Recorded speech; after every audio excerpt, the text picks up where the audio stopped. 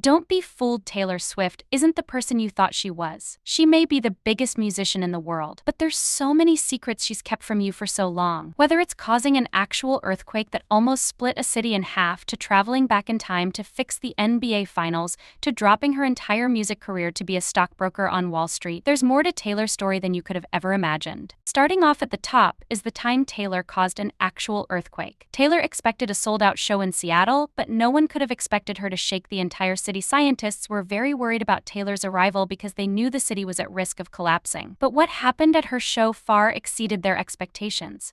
Taylor came on stage in the beginning for the show, and her fans immediately became uncontrollably loud. The combination of speakers, fans jumping, and music created a possible dangerous situation. But you won't believe the magnitude of the earthquake. A Seattle geologist gathered data during the show and discovered a Taylor-caused a 2.3 magnitude earthquake. Taylor was legitimately shaking it off on the entire city. Taylor didn't regret the show one bit because she loves Seattle so much, but fans were shocked when she revealed the biggest regret of her career.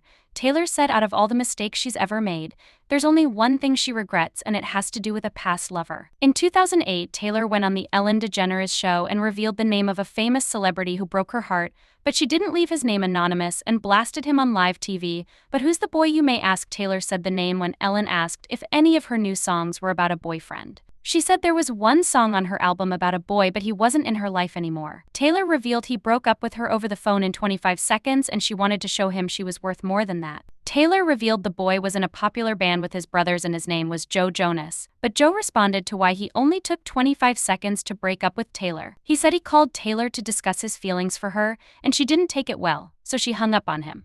But 10 years later, Taylor told Ellen Joe didn't deserve to be blasted on live TV, and now they're good friends and laugh about it because Taylor was just being a rebellious teen. Sounds like it's all love between Joe and Taylor. But you know what's even more loving? The time Taylor gave away $50 million. Taylor is currently on her Eras tour, and she's so happy with the success of her shows that she gave out $50 million in bonuses to every one of her employees. Some of Taylor's management didn't think this was a great idea, but Taylor did it anyway and gave her truck drivers $100,000 bonuses. Taylor gave the truck drivers bonuses because they stayed up all night driving her equipment across the country. Her other employees understood this and knew they probably weren't going to get a bonus too. But Taylor wasn't going to leave them hanging. She took another $45 million out of the bank and divided it up to every other person working on her tour. Every security guard, backup dancer, and sound technician received hundreds of thousands of dollars from Taylor's personal checkbook. Taylor was the man, just like she said in her song, I'd be the man, but Taylor wasn't always the billionaire superstar she is today. Taylor may not be a rags to riches story, but her upbringing was incredibly unusual.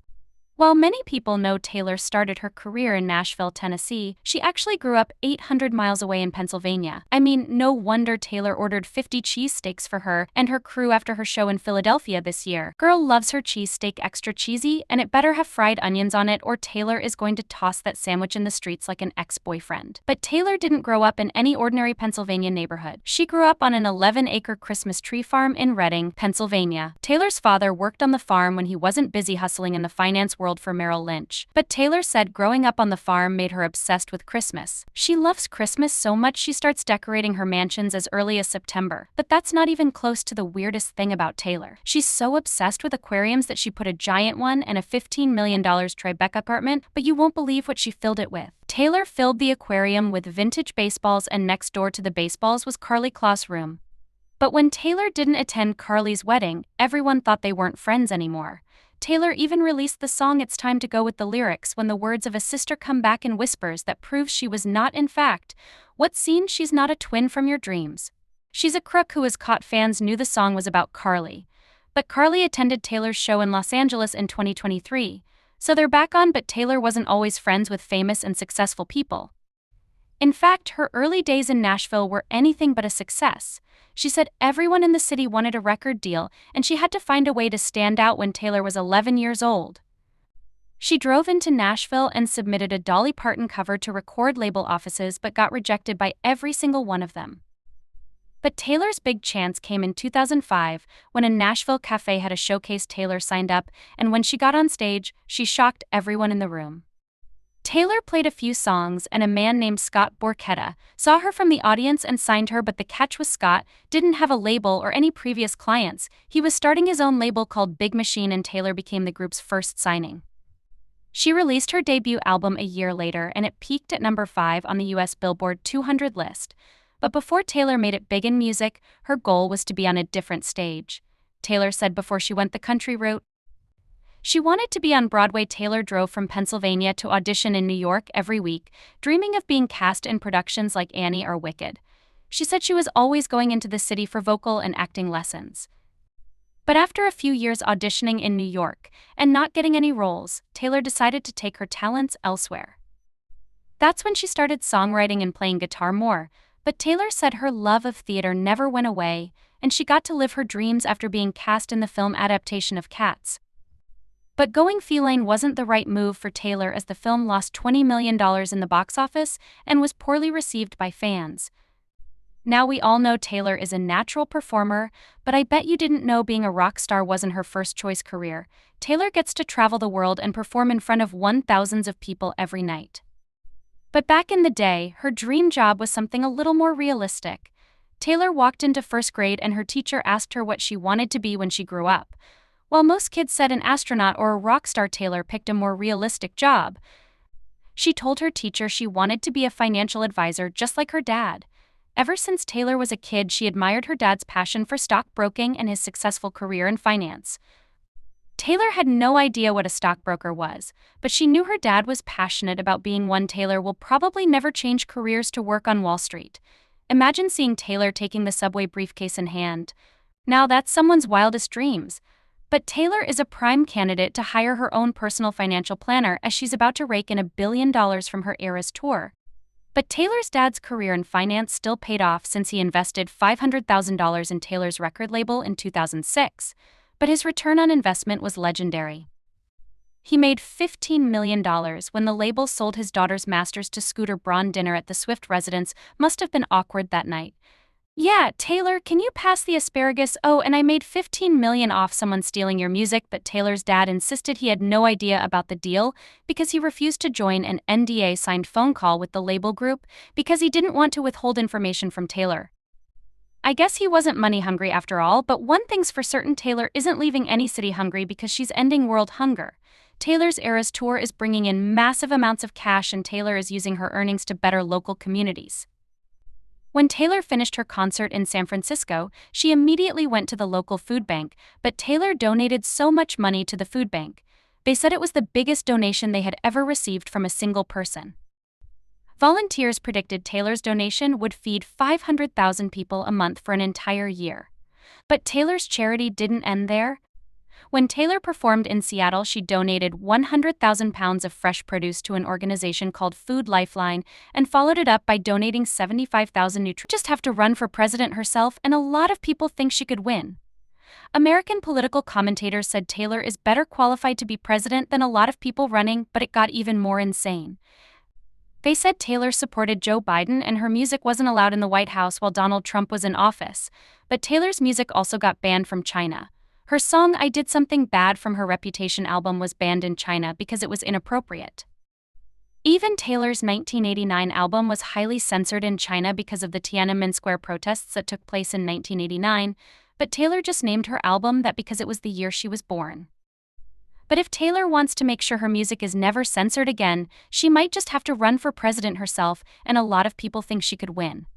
American political commentators said Taylor is better qualified to be president than a lot of people running, but it got even more insane.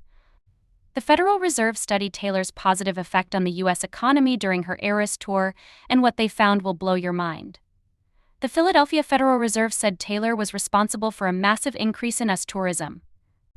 They also said her fans paid top dollar for hotels, restaurants, and other services that will add up to over $5 billion.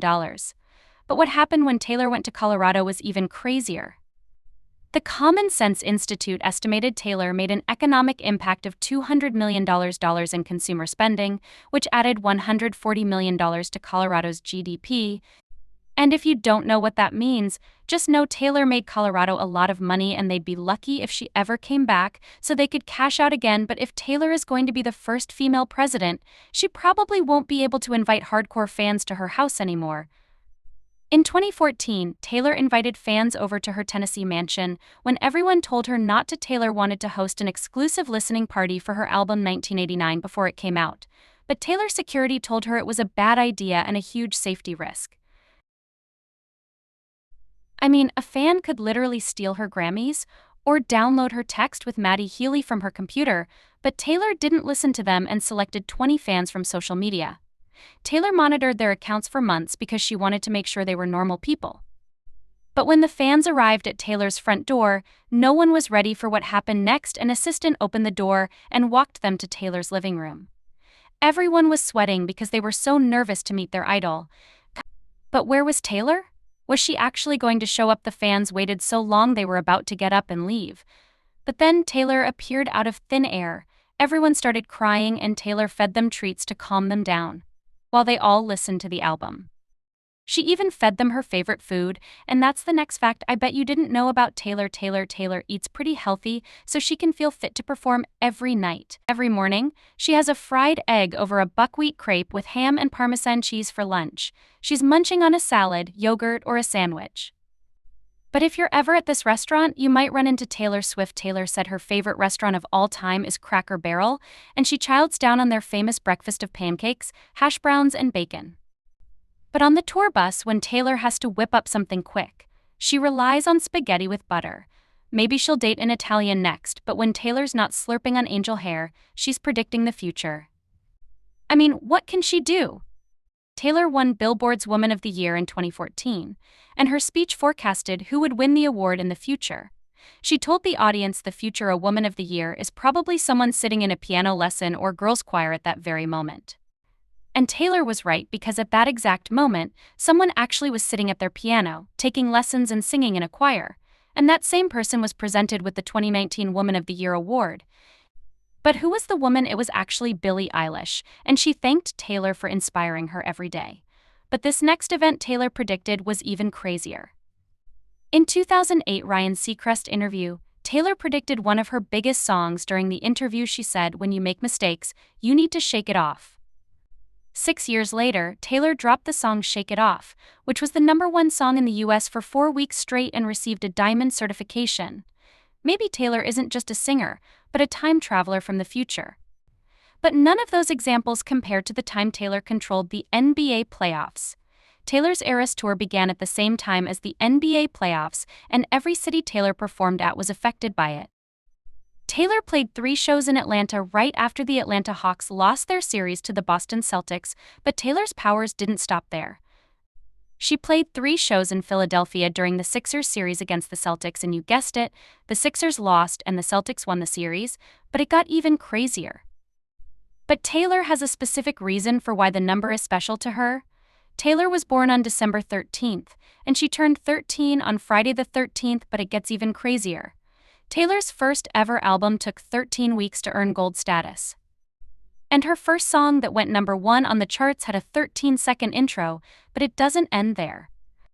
Every time Taylor's won an award at an award show, she sat in the 13th row, but there's one moment that tops the rest, and it made Taylor understand how special the number 13 was. Ever since she was a kid, Taylor's favorite award show was the Country Music Awards. When she had the privilege of performing at the show for the first time, she was incredibly nervous, but the producer walked up to her backstage and told her she was about to go live in 13 seconds. Taylor believed it was a sign from above that her performance would go well and she had nothing to worry about. Taylor dominated on stage and went on to win 10 country music awards, but Taylor would have never gotten on that stage if it wasn't for her guitar teacher that she sued. Years later, Ronnie Kramer told the press he taught Taylor everything she knows about guitar, but he took it a step further and created a website called ITaughtTaylorSwift.com, but Taylor wasn't having it. Then told Ronnie to shut it down immediately. Taylor's team sent Ronnie an email that said the domain name would weaken the Taylor Swift trademark, but Ronnie refused to shut it down because he bought the site name legally from GoDaddy for $30 and said he was proud he taught Taylor guitar. Taylor's team had no choice but to sue Ronnie. Taylor also insisted Ronnie never taught her guitar.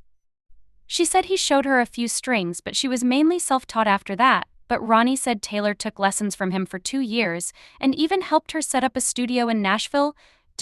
Ronnie said Taylor was lying because her publicity team didn't like the fact that a 36-year-old bald computer repairman taught a music icon everything she knows about music. But Taylor's music teacher isn't the only person she has bad blood with. One of Taylor's biggest enemies is actually someone she used to be best friends with. This friend was a part of Taylor's crew for years and is an established actress and singer herself, but once she disrespected Taylor, she got kicked to the curb.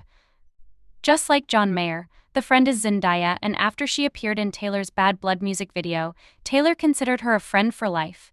Zendaya praised Taylor for being so smart and an amazing influence. But Zendaya made a big mistake. It happened when Taylor was beefing with Kanye West and Kim Kardashian over the famous music video in 2018. Taylor said Kanye released the video without her permission, but Kanye and Kim insisted Taylor said it was okay. Fans were pissed. Zendaya didn't use her platform to support Taylor, but Zendaya made them even more mad when she liked tweets that supported Kim and Kanye and roasted Taylor. Zendaya liked a tweet that cropped her out of a photo with Taylor and had the caption "She was too pure to be in Taylor's squad." But she wasn't done stirring the pot and liked a tweet that was even more insane. Zendaya liked a tweet that said, "I'm glad Zendaya was never really down with that whole Taylor squad." Taylor and Zendaya haven't spoken since. There is one person, however, that dissed Taylor but still has her stamp of approval. Taylor loves her ex-boyfriend to this day, and they have the same name. Taylor and her ex-boyfriend Taylor Lautner started dating in 2009 after starring in Valentine's Day, but a few months later, they broke up and Taylor confirmed it in her song Back to December. Taylor sang she wished she knew what she had with him because he gave her so much love, but she told him goodbye. But Lautner responded saying he regretted not stopping Kanye West from stealing the microphone from Taylor at the MTV Awards, but years later, Taylor invited her ex to do something no ex of hers had been asked to do before she hired Taylor to star in her I Can See You music video, and it premiered at her show in Kansas City. Lautner was at the show and Taylor stopped the show to tell the audience Lautner was a positive force in her life when she made Speak Now. She also said Lautner and his wife were close friends of hers, but Lautner took the mic from Taylor and fans would have never predicted what he said. He said he respected Taylor not only as a singer and songwriter but also as a human, but Taylor has kept this insane secret ever since she was 14 years old. In a GQ interview, Taylor said songs aren't the only thing she's written because when she was 14, she wrote a novel. The book was called A Girl Named a Girl and its story was so mature, no one could believe a 14-year-old wrote it. The novel revolves around a mother who gave birth to a daughter but desired a son instead. But how can fans read it? Will Taylor ever publish it? Taylor said the only copy is at her parents' house. Looks like the book isn't coming out anytime soon. But you know what is Taylor's first movie? Taylor has huge aspirations to be a film director, and she's already directed music videos for her songs Anti-Hero, All Too Well, and Bejeweled, to name a few. But Taylor wants to make movies that go on the big screen. And it turns out her dreams will come true very soon because Taylor wrote a script and is signed on to direct it for Searchlight Pictures. No one knows for sure what the film's plot is, but with a talented director like Taylor behind the camera, it's sure to make its mark. But Taylor said it was important she wrote her first movie because she wanted to be fully involved in the message she was sending. But messages Taylor isn't sending anymore are DMs to her crushes on social media. Taylor hates social media so much she deleted it off all her devices. Taylor has 336 million followers across all her social media platforms, and it's created a lot of problems for her. She said her priorities are messed up because she lives in a society where social media controls her life. But what she said next was even crazier. Taylor said social media allows people to express their art and connect with their fans. But there's a huge downside to it, and you won't believe what it is. She said social media feels like there's 3 trillion invisible hoops she has to jump through. But she's never going to jump through all of them all correctly. But Taylor's fans have noticed she's inactive on social media and want her back. One fan wished Taylor posted more selfies like she did when 1989 was coming out, but Taylor risks her safety whenever she posts selfies because people find out where she is in the photos and follow her around. But one thing Taylor hates even more is streaming platforms like Spotify. In 2014, Taylor took all her music off Spotify and refused to release her album 1989 on it. Taylor argued Spotify didn't pay artists enough royalties, but things got even crazier. Spotify paid artists 0.4 cents per stream, which was split between labels and rights organizations before it even reached the artists.